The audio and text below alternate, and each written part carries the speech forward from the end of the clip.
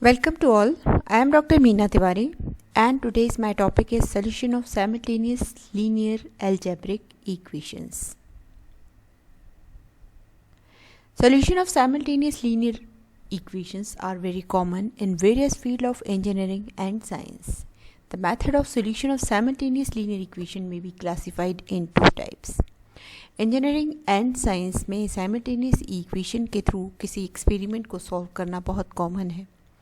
जब एक से ज़्यादा इक्वेशंस फाइंड आउट होती हैं तब हम इन्हें साइमल्टेनियस इक्वेशंस कहते हैं. एक्सपेरिमेंट को सॉल्व करना या एक्सपेरिमेंट के रिजल्ट को फाइंड आउट करना हम थ्रू इक्वेशंस करते हैं. जब इक्वेशंस कई ज़्यादा हो जाती हैं, नंबर्स बहुत ज़्यादा हो जाते हैं और उनको सॉल्व करना नॉर्मल मेथड से हमारे लिए कभी कभी पॉसिबल नहीं होता है. ऐसे समय में हमारे पास सॉल्यूशन ऑफ साइमल्टेनियस इक्वेशन की इन मेथड्स का बहुत ज़्यादा यूज़ होता है. सो there are two types. One is direct and one is iterative. Direct method. The direct method gives the exact solution. In other words, in these methods, the unknown will be eliminated one by one and hence the given system of equations will be transformed into an equivalent upper triangular system. Direct method में simultaneous equation को matrix equation के through solve किया जाता है.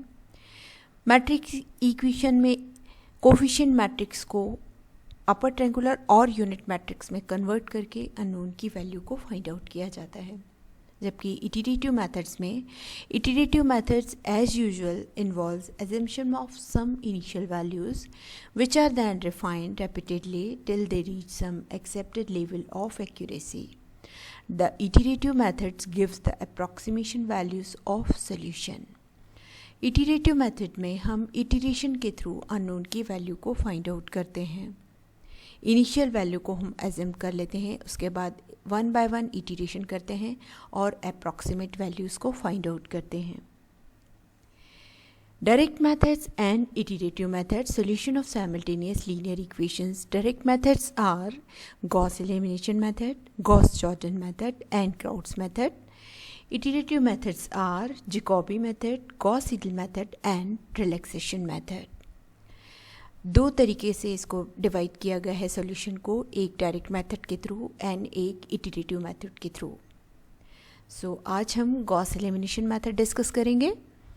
In this method, the unknown are eliminated successively by transforming the given system into an equivalent system with upper triangular coefficient matrix, a matrix in which all the elements below the principal diagonal are 0 by means of elementary row operations. Gauss elimination method में हम पहले simultaneous equation को matrix equation में convert करते हैं. Matrix equation के coefficient part को, coefficient matrix को हम अपर ट्रायंगुलर मैट्रिक्स में कन्वर्ट करते हैं. अपर ट्रायंगुलर मैट्रिक्स मतलब मैट्रिक्स जिसमें डायगोनल के ऊपर वेरिएबल्स हों and below the diagonals are all elements 0. Diagonal के नीचे सारे एलिमेंट्स जब 0 होते हैं और ऊपर के सारे एलिमेंट्स किसी वेरिएबल के फॉर्म में होते हैं तो हम इसको अपर ट्रायंगुलर मैट्रिक्स कहते हैं. तो गॉस एलिमिनेशन मेथड में कोएफिशिएंट मैट्रिक्स को हम अपर ट्रायंगुलर फॉर्म में कन्वर्ट करते हैं. उसके बाद एक्स, वाई और जेड जो अननोन हमारी इक्वेशंस में रहते हैं इनकी वैल्यू को फाइंड आउट करते हैं. Now we convert the system into matrix form as suppose A11 is the coefficient, A12 and A13 is the coefficient in first row, A21, A22, A23 is the coefficient of x, y, z in second row. A31, A32, A33 are the coefficient of x, y, z in third row. So the coefficient matrix is A11, A12, A13, A21, A22, A23, A31, A32 and A33 row wise. X, y, z is the column matrix for unknown जिनकी value हम find out करते हैं. And B1, B2 and B3 are the elements of column matrix for known जो equations के right hand side पर होती हैं. तो इस तरह हमारी matrix equation AX is equal to B find out होती है. Now, we define another matrix which is called an augmented matrix. अब हम एक नई मैट्रिक्स को फॉर्म करते हैं जिसका नाम होता है ऑगमेंटेड मैट्रिक्स. ऑगमेंटेड मैट्रिक्स को हम सी से डिफाइन करते हैं. नोटेशन करने का इट्स वे सी से कहा जाता है, स्टेप सी से डिनोट किया जाता है. And C is equal to A parted B. A parted B, it is not divide, it is not an operation. सिर्फ ए और बी को साथ लिखने के बाद सारे ऑपरेशन, ऑल द ऑपरेशन जो ए में अप्लाई होते हैं वह बी में भी होते हैं. एलिमेंट्री ट्रांसफॉर्मेशन दोनों में होते हैं, इसलिए इसको पार्टेड किया जाता है और इसको ऑगमेंटेड फॉर्म कहा जाता है या ऑगमेंटेड मैट्रिक्स कहा जाता है. सो C is equal to A11, A12, A13, B1 is the first row, A21, A22, A23, B2 is the second row, and A31, A32, A33 and B3 is the third row. Now in Gauss elimination method, हम first element of first row and the first element of first column, the cross section of first row and first column, इसको हम target बनाते हैं, which is जो कि हमारा हमेशा, आपने 1 बना दिया तो ठीक है, 1 नहीं भी बनाया तो भी हमारा ये एलिमेंट टारगेट है. हम अगर ये एलिमेंट 0 है तो हम इसको नॉन ज़ीरो करेंगे by interchanging of row, only row operation, column operations.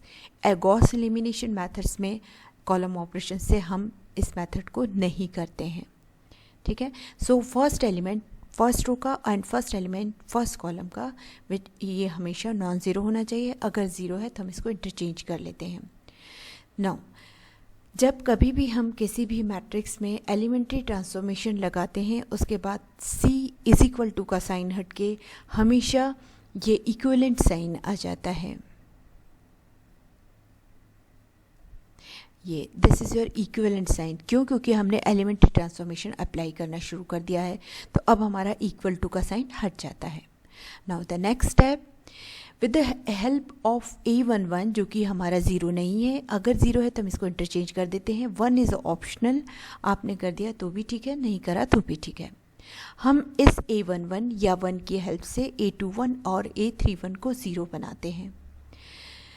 अगर मेरे पास सपोज़ मैंने मान लिया A21 आपके पास 2 है, A1 आपके पास 1 है, तो हम R1 में किसका मल्टीप्लिकेशन करेंगे? 2 का. और R2 is equal to R2 minus 2R1. जैसे मैंने लिखा R2 is equal to R2 minus A21 into R1. इस तरह से हम इसको 0 and similarly A31 R3 is replace by R3 minus A31 R1 से रिप्लेस करते हैं. तो हमारा फर्स्ट टारगेट होता है इस एलिमेंट को अगर 0 है तो नॉन ज़ीरो बनाएं, इस एलिमेंट की हेल्प से इन दोनों को 0 बनाएं. This is our first target. Now ये हमारा फर्स्ट टारगेट हो गया. द नेक्स्ट वन, अब हमारा दूसरा है A-22. मैंने डैश इसलिए लिया कि जब मैं एलिमेंट्री ट्रांसफॉर्मेशन अप्लाई करूँगी तो मेरा ये A12 आपका नया एलिमेंट बन जाएगा, इसलिए मैंने इसको डैश लिया. जब हम इसमें अप्लाई करेंगे तो ये रो आपकी चेंज हो जाएगी, इसलिए मैंने यहाँ पर डैश लिया. सिमिलरली यहाँ भी. अब हमारा सेकेंड टारगेट है A-22 को 1 बनाना. अगर ये 0 1 बनाना या नॉन ज़ीरो बनाना. अगर 1 है तो अच्छी बात है, आप बनाते हैं तो भी better, it's optional. Okay. Now the second target is A-22. अगर 0 है तो उसको आप इंटरचेंज, रो से इंटरचेंज करके नॉन ज़ीरो बनाएंगे. No first target is this element, इसकी हेल्प से हमने इसको 0 बनाया. The next target is A-22. अगर 1 ऑप्शनल है, अब हम A-22 की हेल्प से A-32 को हम 0 बनाएंगे. ठीक है. We will make A-32 as 0 by using only row operation. West like R3 is replace by R3 minus A-32 R2 and we get 1 A-12 A-13 B-1 0 1 A-2 3 I'm sorry B-2 0 0 A-3 B-3. So this is our upper triangular matrix. I mean diagonals are 1 1 A-3 it's optional one, and the lower diagonal के नीचे के जो elements हैं these are 0 0 0 and the upper elements means principal diagonal के ऊपर की जो elements है वो variable के form में, तो हम इसको बोलते हैं upper triangular matrix.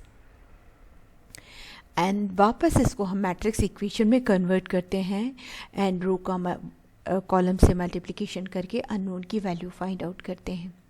First is x plus a-12y plus a-13z is equal to b1 dash. 0 second है 0 into x plus y plus a-23z is equal to b double dash 2. Third है 0 into x plus 0 into y plus a double dash 33z is equal to b double dash 3. सो हमको सबसे पहले value z की मिलेगी. अब हम back substitution करेंगे, इस z को इसमें रख देंगे सेकेंड इक्वेशन में, हमको y की वैल्यू फाइंड आउट हो जाएगी. y की वैल्यू को और z की वैल्यू को फर्स्ट इक्वेशन में रखेंगे और x की वैल्यू को फाइंड आउट करेंगे. Now we get the unknown variables x, y and z. So this is our Gauss elimination method. Again Gauss elimination method को हम मैट्रिक्स इक्वेशन से ही सॉल्व करते हैं. मैट्रिक्स इक्वेशन के कोफिशिएंट पार्ट को upper triangular matrix में convert करके unknown की वैल्यू को फाइंड आउट करते हैं. So this is our Gauss elimination method. Thank you.